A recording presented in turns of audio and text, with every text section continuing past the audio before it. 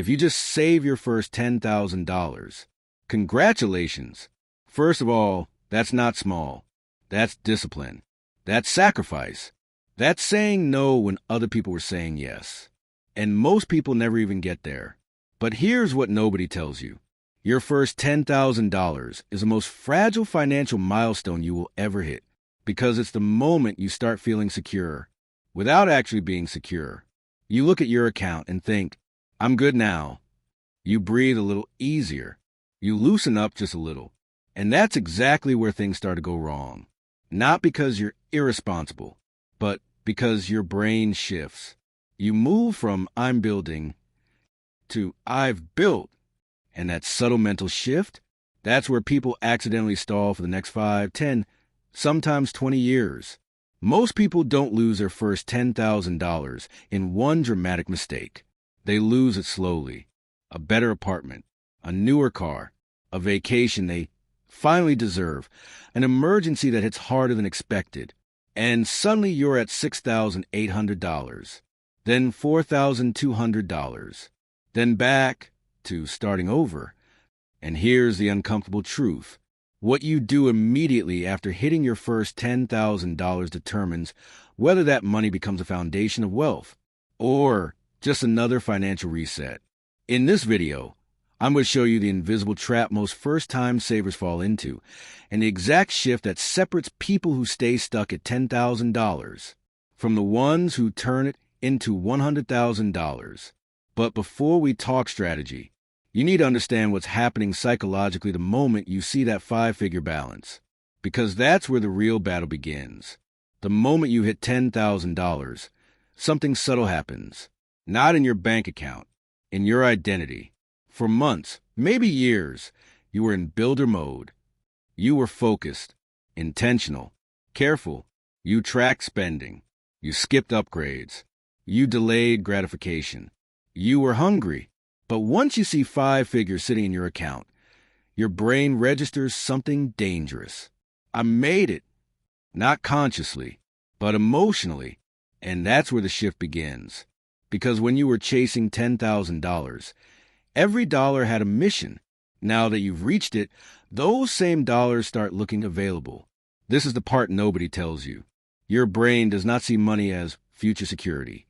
It sees money as stored opportunity. And once that opportunity feels accessible, your behavior changes. You stop guarding it as aggressively. You start negotiating with yourself. Upgrading my car isn't irresponsible. I have savings now. Moving into a better place makes sense. I'm stable. I've been disciplined long enough. And none of those thoughts are irrational. That's what makes this trap so powerful. It doesn't feel reckless. It feels deserved. Let me show you what usually happens. James and John hit their first $10,000. Same age, same income, same starting point. James keeps the money sitting in a regular savings account. Fully accessible, fully visible, fully liquid. At first, nothing changes. But over the next 12 months, a small trip comes up, a bigger rent payment, a car repair that costs more than expected, a small $2,000 upgrade. The account dips to $8,400. No panic. Still solid. Then $6,900. Still okay. Then one real emergency hits. And suddenly it's $3,200. Now stress is back.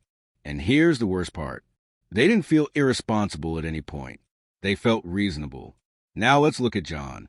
He also hit $10,000. But instead of seeing it as spending flexibility, he sees it as infrastructure. He asked a different question. Not, what can I do with this? But what should this become? That one question changes everything. Before we get into what John does differently, we need to go deeper. Because the real enemy here isn't spending. It's something called lifestyle recalibration. When you reach $10,000, your standard shifts upward. Subtly, you start feeling like someone who has money, and people who have money don't. Drive the oldest car, live in the cheapest place, or avoid experiences. So you adjust, just a little. Here's where it gets dangerous. Those small adjustments don't just affect your savings. They increase your baseline monthly expenses.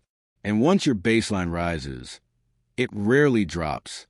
Let's say your monthly expenses were $2,500 before you hit $10,000. After upgrades, they quietly become $3,100. Now your future income has less room to create wealth. You're earning more, but advancing slower. This is how people get stuck at middle-class comfort. Not broke, not wealthy, just stable. But stability without asset growth is a financial treadmill. You're running, but you're not moving forward. And here's something even more important. $10,000 feels big emotionally, but mathematically, it's fragile. One medical bill, one job interruption, one family emergency. Gone. That's not fear-based thinking. That's reality. So when you treat $10,000 like financial freedom instead of financial foundation, you overestimate its strength. And overestimation leads to underprotection. This is the psychological fork in the road. Most people unconsciously switch from accumulator to consumer at this stage. They think they've graduated from discipline. But wealth is built in the stage after $10,000, not before it. And this is where identity matters. There are two versions of you now. The person who struggled to get here, and the person who now feels slightly elevated. If the elevated version starts spending like someone wealthier than they actually are, the growth stalls. Because here's the brutal math.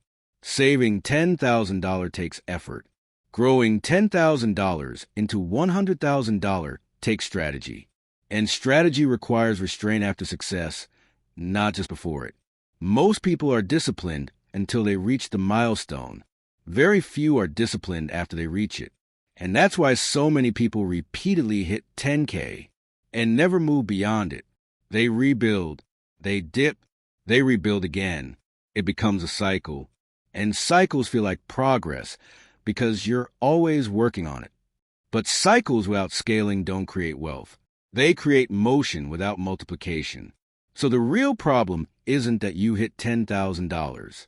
The problem is what your brain tells you it means. It whispers, you're safe now, but safety without structure turns into erosion. And if you don't deliberately decide what that first $10,000 is supposed to do, your lifestyle will decide for you. And lifestyle always expands to consume available money. Now the good news? This trap is predictable, which means it's avoidable. And the people who quietly turn $10,000 into $50K, $100K and beyond, they don't rely on willpower. They make one structural shift immediately after hitting 5 figures. And that shift changes the trajectory of the next decade. Let's talk about it. So what's the structural shift? It's simple, but it's not easy. The moment you hit your first $10,000, you stop treating it like savings and start treating it like a system. That's the difference. Most people see $10,000 as a pile of money. Wealth builders see $10,000 as capital with assigned roles. If you remember nothing else from this video, remember this. Unassigned money gets spent. Assigned money builds wealth. So here's the framework. Not theory. Structure. Step 1. Split the identity of the money. Your first mistake will be keeping the entire $10,000 in one place, doing one job. Instead, you give it roles. For example, $5,000, emergency stability. $3,000, long-term investment engine. $2,000, opportunity and skill expansion. Notice what just happened. The money now has boundaries, and boundaries create protection. Let's break this down. First, the emergency portion. This isn't just in-case money. This is stress reduction capital. It sits in a high-yield savings account, not in your checking account, not next to your debit card. Separated. Why? Because visibility influences behavior. If you see $10,000 every time you open your banking app, it feels usable. If you see $2,300 in checking and the rest somewhere else, it feels structured. Wealth builders reduce temptation by design, not willpower. Now, the second portion, the investment engine. This is where people hesitate, because investing feels risky. But here's the reality. The real risk is letting your first $10,000 sit still for 5 years. Inflation erodes it. Opportunity bypasses it. Time ignores it. If you take $3,000 and put it into low-cost index funds inside a Roth IRA or brokerage account, you're doing something psychologically powerful. You're converting money from accessible to growing. And when money starts growing, your identity shifts again. Now you're not just a saver. You're an investor. That identity shift matters because investors think differently than savers. Savers protect. Investors multiply. And wealth requires multiplication. Now, the third portion, skill and opportunity. This is where most people either overspend or ignore entirely. But strategic skill investment is what increases income capacity, a certification, a technical skill, a business experiment, a side income setup, not random spending, targeted leverage. Let me explain why this matters. If your income stays the same for 5 years, your savings growth relies only on discipline.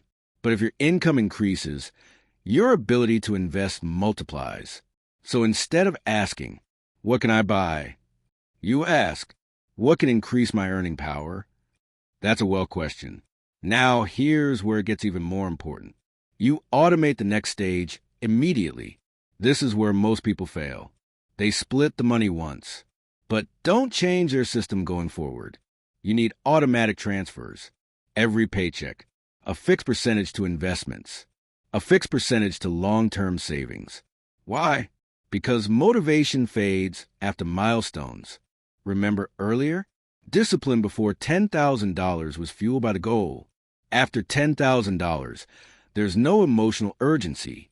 So automation replaces emotion, and systems replace mood. Now let's zoom out. Imagine two futures again. Person A hits $10,000 and keeps operating manually, occasionally investing, occasionally saving, occasionally dipping into savings. 10 years later, they might have $25,000, maybe $30,000. Respectable, but slow. Person B hits $10,000 and implements structure immediately. $3,000 invested, $5,000 protected, automatic investing of 15% of income. Income increases because of skill leverage. Compounding begins. 10 years later, they don't just have $30,000. They could have $80,000, $120,000, maybe more, depending on consistency and market growth. Not because they earned dramatically more at the beginning, but because they made the shift at the milestone. Here's the truth. The first $10,000 is not life-changing money. It's trajectory-changing money. And trajectory compounds. Let's talk mindset for a moment. Broke thinking says, I worked hard for this. I deserve to enjoy it. Wealth thinking says, I worked hard for this. I need to protect and position it. One mindset consumes success. The other compounds it. And neither feels extreme. That's what makes this decision powerful. You don't need to become obsessed. You don't need to become frugal forever. You just need to avoid upgrading your lifestyle faster than your assets grow. Assets first, lifestyle second. Always, if your lifestyle grows first, you create pressure. If your assets grow first, you create freedom. And here's something subtle but critical. When you invest your first $10,000 strategically, you build proof. Proof that money can grow without your physical effort. And once you see that happen, even slightly, your entire relationship with money changes. You stop seeing income as your only wealth engine. You start seeing ownership as the engine. Ownership of assets. Ownership of investments. Ownership of growth. And this is where the shift becomes permanent. Because now your question every time you earn money becomes, is this going to increase my assets or increase my lifestyle? That one filter will shape the next decade of your life. And if you apply it immediately after hitting your first $10,000, you separate yourself from 80% of people who stop there. You move from milestone chaser to wealth architect. Now let's bring this home. If you just hit your first $10,000, you've already done something most people never do. You prove you can delay gratification. You proved you can build. But this is the quiet turning point. Because hitting $10,000 builds confidence. What you do after builds wealth. One path feels harmless. You relax a little. You upgrade a little. You treat it like a rival. 10 years later, you're still hovering around the same number, rebuilding, dipping, rebuilding again. The other path is less emotional, but more powerful. You protect it. You assign it. You invest part of it. You automate what comes next. And slowly, quietly, that first $10,000 becomes $20K, $50K, $100,000. Not because of hype, because of structure. So here's the real question. Are you someone who saved $10,000? Or someone who's about to turn $10,000 into infrastructure? That decision doesn't happen next year. It happens now. If you're serious about becoming the type of person who builds wealth quietly and intentionally, not just chasing milestones, then subscribe. This channel is for people who think long-term. And before you go, tell me in the comments, if you were structuring your first $10,000 today, what would you prioritize first? Thanks for watching. I will see you in the next one.